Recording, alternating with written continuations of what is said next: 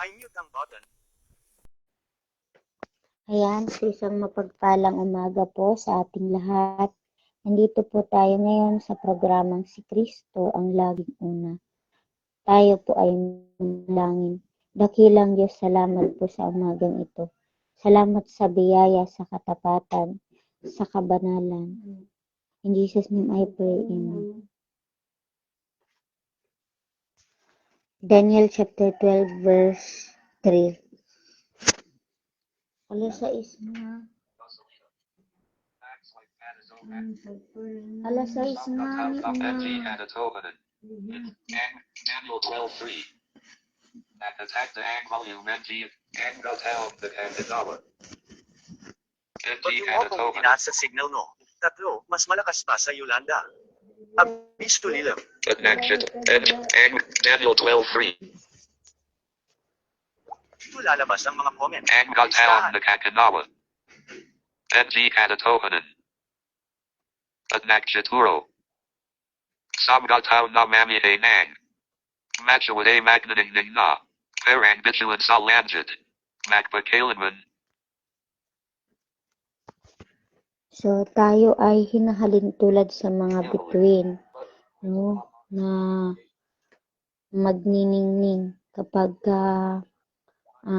magpapatuloy tayo sa pagiging magandang halimbawa, sa paglilingkod sa Kanya, kung paano maging tapat sa pagtuturo natin sa iba, sa pamamagitan ng mga salita niya, at kung paano magiging matuwid, at kung paano namumuhay bilang Kristiyano, kung paano pinapatatag ng Diyos sa lahat ng pagsubok na pinagdadaanan, kung paano nagbibigay ang Diyos ng kagalakan at kapayapaan sa ating mga buhay.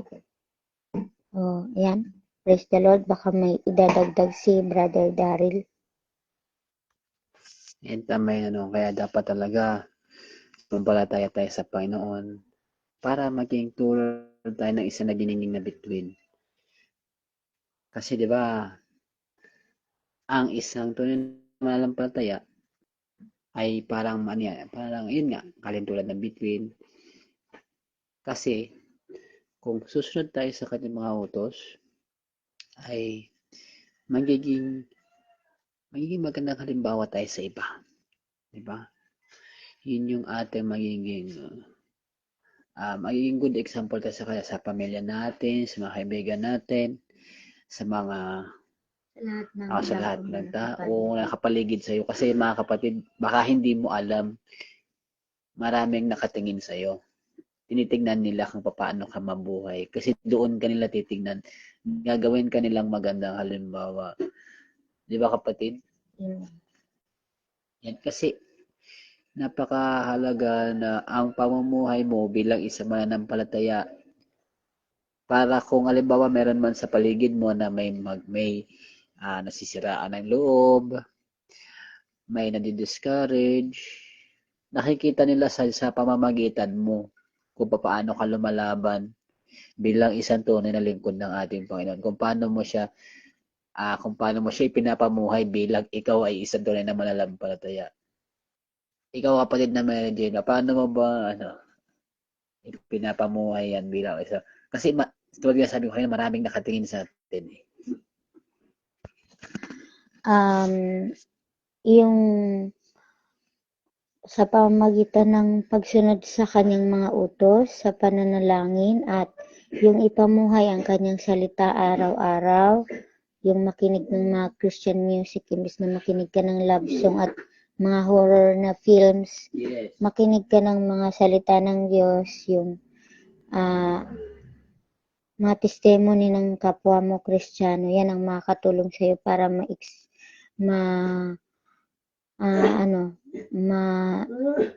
excite ka sa paglilingkod sa Kanya. Ayun. Actually, wala namang masamang makinig paminsan-minsan ng mga love songs. Na kasi nasa culture na natin yan, nasa Pilipino, di ba? Alam mo kasi kapag naglilingkod ka na sa Panginoon, hindi yan makakatulong sa'yo lalo na kung depressed ka at stress ka na. Yun ang isang tumpak pa na So, bagay. Tumpak din yun. hindi Magandang ka point. pwedeng makinig niyan kung magdudulot sa'yo ng anxiety, depression yan. Yan. Tumpak din na point yun.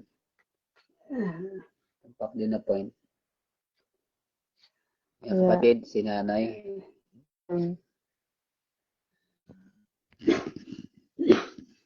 Yan, inaalalayan lang si nanay na ating kapatid. Tama rin yung point ni Sister Meredith, ano?